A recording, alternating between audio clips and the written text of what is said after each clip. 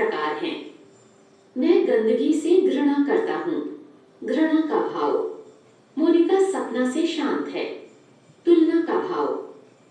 मुझे ऊंचाई से डर लगता है, डर का भाव। चूहा बिल्ली से डरता है, डर का भाव। आओ बच्चों, अब हम छठे भेद संबंध कारक के बारे में पढ़ते हैं। संबंध कारक संज्ञा अथवा सर्वनाम शब्द के जिस रूप से उसका वाक्य में आए अन्य संज्ञा अथवा सर्वनाम शब्दों से संबंध ज्ञात हो, उसे संबंध कारक कहते हैं। इसकी विभक्ति का, के, की, रा, रे, री है। आओ इसको कुछ उदाहरणों के द्वारा समझते हैं। क, राजेंद्र का कॉलेज पास ही है। ख, स्मृति के पिताजी अध्यापक हैं। ग, सोहन की बहन स्मृति है। घ, मेरा मित्र मुंबई में रहता है। इन वाक्यों में राजेंद्र का, स्मृति के, सोहन की तथा मेरा संज्ञा या सर्वनाम का संबंध क्रमशः कॉलेज, पिताजी, बहन तथा मित्र से पता चलता है। अतः इनमें संबंध कारक है। आओ बच्चों, अब हम सातवें भेद अधिकरण कारक के बारे में पढ़ते हैं।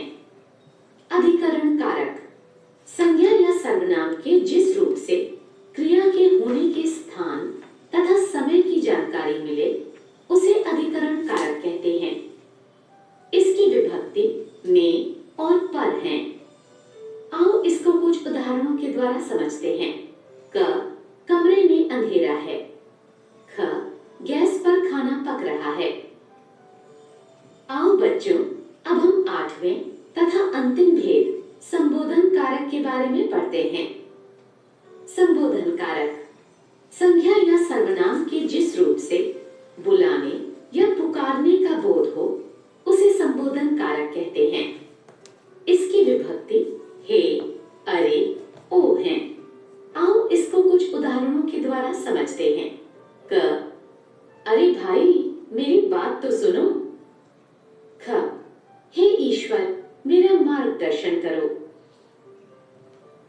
आओ बच्चों, अब हम कर्म कारक और संप्रदान कारक में अंतर को समझते या जानते हैं।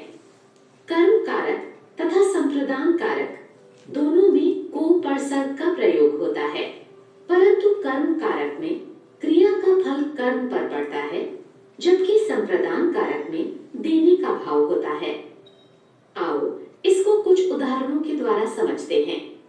क, दिलीप को जानवर अच्छे लगते हैं। कर्म कारक क्रिया का प्रभाव। ख, अनुज को पानी दो। संप्रदान कारक देने का प्रभाव। मतलब एक भाव उसमें प्रकट कर रहा है। दिलीप को जानवर अच्छे लगते हैं। बच्चों, यहाँ क्रिया अच्छे लगते हैं, उसका प्रभाव कर्म जानवर पर पड़ रहा है, जबकि अनुज को पानी दो में देने का प्रभाव है। आओ बच्चों, अब हम करण कारक और अपादान कारक में अंतर को समझते या जानते हैं। करण कारक तथा अपादान कारक दोनों में से परसर्ग का प्रयोग किया जाता है। करण कारक में से साधन के रूप में प्रयोग किया जाता है, जबकि अपादान कारक में देखो करण और अपादान की बात हुई थी ना, से दोनों में आता है, तुलना आदि का भाव देता है। आओ इसको कुछ उदाहरणों के द्वारा समझते हैं। क, मैंने पेंसिल से चित्र बनाया। करण कारक साधन के अर्थ में। ख, पतझड़ में पेड़ से पत्ते गिरते हैं। कारक अलग हो। यहाँ वाले से का जो अर्थ है कि किसी साधन से, ठीक है, किसी वस्तु से, किसी साधन के द्वारा कोई काम कर रहे हो, और यहाँ पे जो कि किसी चीज से अलग हो रहे हो, से का यहाँ पे मतलब दोनों में यही डिफरेंस है। करण कारक में और अपादान कारक में का जो चिन्ह होगा होने के अर्थ